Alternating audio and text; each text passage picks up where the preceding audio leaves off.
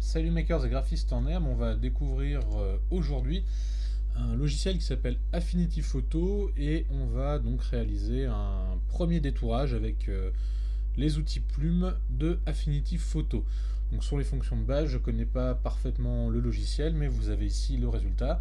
Donc par rapport à la suite Adobe avec Photoshop, c'est un équivalent qu'on va tester au fur et à mesure avec tous ces outils, mais qui est beaucoup moins cher que la suite Adobe CC Photoshop par exemple, puisque vous pouvez acheter directement sur Mac ou Windows le logiciel sans abonnement, à prix souvent promotionnel, etc. Donc je vous invite à ne pas vous jeter dessus tout de suite et attendre parfois 3-4 mois, voir s'il n'y a pas une offre qui sort. Voilà. En tout cas, il y a beaucoup de débats sur ce logiciel, de plus en plus de gens l'utilisent. Donc je pense que c'est une solution viable pour des web designers qui n'ont pas un besoin lourd en infographie par exemple. Alors ici on a donc le résultat, le pot ici en pixels, voilà, donc on a une gestion de calque, comme un peu dans Photoshop. Donc là je vais supprimer ce calque et je vais garder juste mon fond de détourage, un fond bleu pour vérifier si tout se passe bien. Alors je vais réactiver donc mon calque ici. Donc maintenant ce qu'on va voir c'est les premiers outils. Donc espace qui permet d'avoir la main et de déplacer l'image. Donc Alt va permettre de faire un zoom avec la molette ou simplement un zoom par exemple sur Mac avec pomme moins, pomme plus qui permettra de zoomer, dézoomer. Certainement que sur Windows ça fonctionnera avec CTRL je pense. Mais les raccourcis sont relativement similaires. Donc première chose, on va utiliser donc l'outil plume qui est ici. Voilà. Donc cet outil plume, on va donc détourer notre pot de confiture. Alors, première chose, on va donc zoomer, donc Alt molette, je le répète encore une fois. Et ici, vous voyez, je vais utiliser donc l'outil plume pour du détourage. Alors le premier point, d'ailleurs je le fais peut-être un peu trop près ici, donc je vais faire un pomme Z, voilà, donc commande Z. Hop, et je vais venir ici pas trop sélectionner forcément de pixels blancs, histoire de ne pas avoir de bug sur mon détourage à la fin.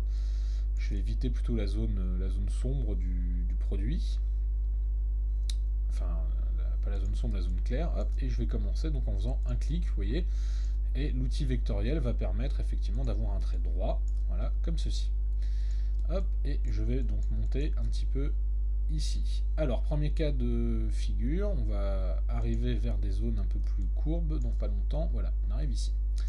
Hop, alors ici j'ai une légère courbe comme on peut le remarquer. Donc je vais sélectionner en tirant. Voilà, donc j'ai cliqué et j'ai tiré en même temps. Je relâche mon clic. Et ici, si je veux repartir là, qu'est-ce qui se passe? La courbe, elle est automatique, il y a une contre-courbe. Donc là, je reviens en arrière en faisant donc commande Z ou pomme Z pour les plus vieux. Et là, en faisant commande Alt, je vais pouvoir, vous voyez, bouger la courbe en fait donc, de sélection. Je vais la mettre ici, hop, et je vais aller dans ce sens-là. Tac. Donc là, vous voyez, ma courbe repart dans le bon sens. Ici, je vais continuer, hop, de cette manière. Ah, j'ai Siri qui vient de se déclencher, je ne sais pas pourquoi, hop, on va la couper. Et je vais donc continuer, hop, comme ceci. Tac. Et au fur et à mesure, on va pouvoir avancer. Alors ici, je repars droit, donc là, j'ai pas forcément besoin de reprendre ici ma courbe en faisant Alt et en mettant le sens. Ce que je vais faire, c'est que je vais recliquer sur le point de départ. Vous voyez, j'ai un petit moins qui apparaît à côté de la plume. Et je pars ici tout droit. Voilà. Donc pour le détourage, vous allez voir, l'outil plume est assez pratique, comme sur Photoshop. Hop, on va essayer de garder la même chose. Pareil, je reclique ici. Hop, je vais venir donc, faire ma cuillère. Hop. Je continue. Donc j'essaie d'avoir un détourage plutôt sur l'intérieur des pixels pour éviter d'avoir des défauts à la fin. Alors ici je suis peut-être venu un peu trop proche. Je fais donc un retour arrière. Hop, donc ça ira. Je continue. Hop. Hop. Pour garder un effet de courbe. Alors qu'est-ce que j'ai là? C'est l'autre pot, c'est ça? Ouais. Hop là. Là, je tire légèrement. Voilà. Et je reviens ici. Tac. Hop, je continue là. Vous voyez, je vais venir mettre ma courbe. là. Donc là je vais plutôt sélectionner ici légèrement vers l'intérieur. Alors ça donne quoi là? Hop.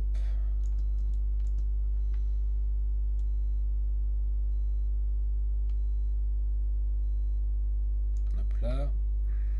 Je vais essayer de revenir par là. Alors ici vous voyez quand la courbe elle part un peu en quenouille comme ceci, et ben on revient en arrière, on clique sur le point de départ. Et je vais venir un peu forcer la courbe ici, alors ce sera pas forcément très élégant. Hop là.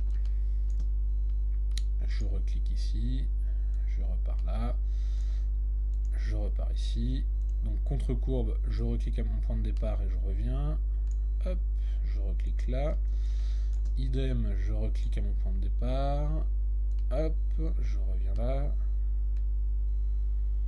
Bon, après c'est un pot de confiture, hein, c'est pas un engin d'ingénierie à détourer. Hop. Là, je vais revenir légèrement vers l'intérieur, puisqu'à mon avis, je vais devoir redescendre jusqu'à mon point ici. Voilà. Tac, bon. Là, vous allez voir, c'est à peu près correct. Donc ce que je vais faire, c'est que je vais dézoomer pour voir où j'en suis. Voilà. Hop. Et ici, j'ai donc maintenant un pot qui est en fait sélectionné, donc avec du tracé. D'ailleurs, j'ai ici un calque courbe sur la droite qui est apparu.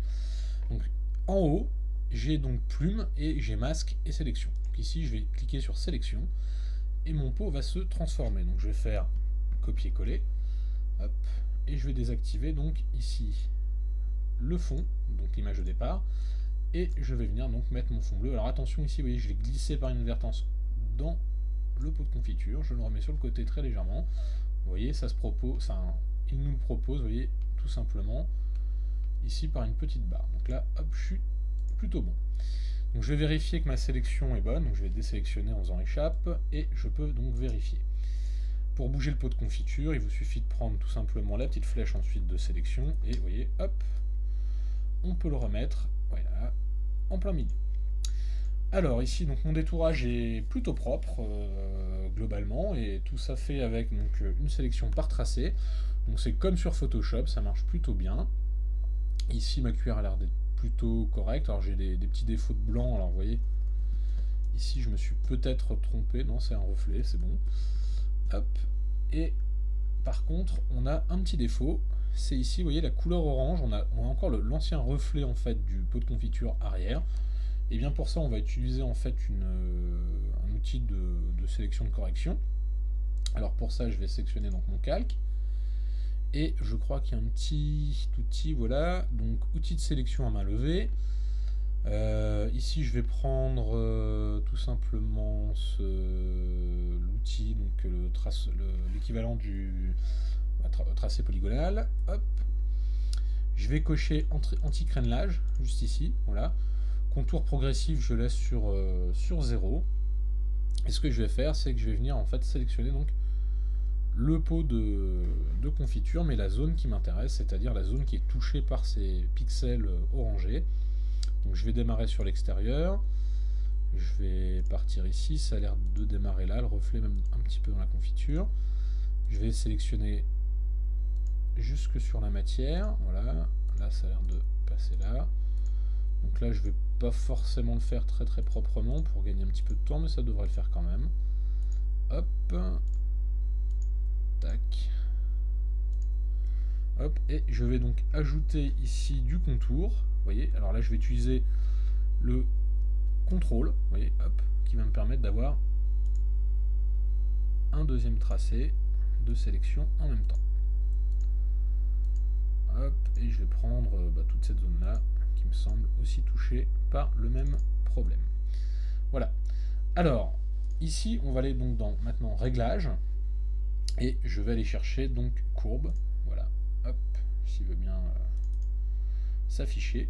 Et si je retourne dans calque, vous voyez, j'ai courbe de réglage. Alors moi ce que je souhaite, c'est que ça s'applique non pas à l'ensemble des images, mais uniquement à l'image en question. Donc là je vais la mettre dedans, vous voyez, directement, hop. Et on voit que donc une courbe de réglage est dedans.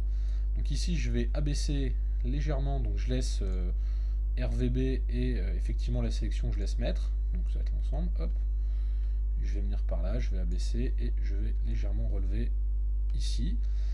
Alors si on a une cassure, vous voyez, au niveau de la sélection, j'aurais dû sélectionner en fait la petite zone qui est là-bas, donc je vais annuler ce que je suis en train de faire, donc supprimer, et je vais réagrandir ici cette zone, hop, de façon à ce que ça soit un petit peu plus élégant. Donc là toujours CTRL, hop, et je vais venir tout simplement faire une petite sélection ici, sur cette zone-là, hop,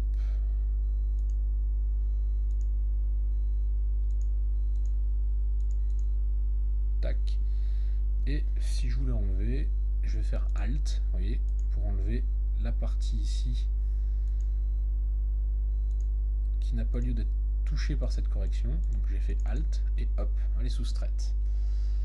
Du coup je pourrais peut-être le faire là-bas aussi. Hop. Voilà, bon là ça me paraît bon. Et bien on revient dans Réglages.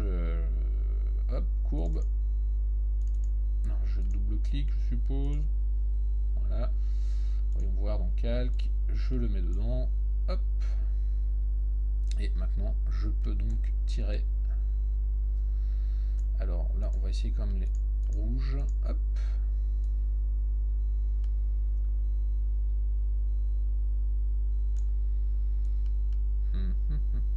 Là, ça va pas aller. Je vais revenir sur réinitialiser. Hop. Et je vais abaisser ici. Alors là j'ai fait une boulette, je viens de le voir, j'ai sélectionné cette partie-ci, c'est pour ça que ça ne va pas. Eh bien c'est pas grave, je vais de nouveau supprimer et recommencer, donc Alt, et je vais enlever ce que j'ai pris en trop ici. Hop. Réglage, courbe.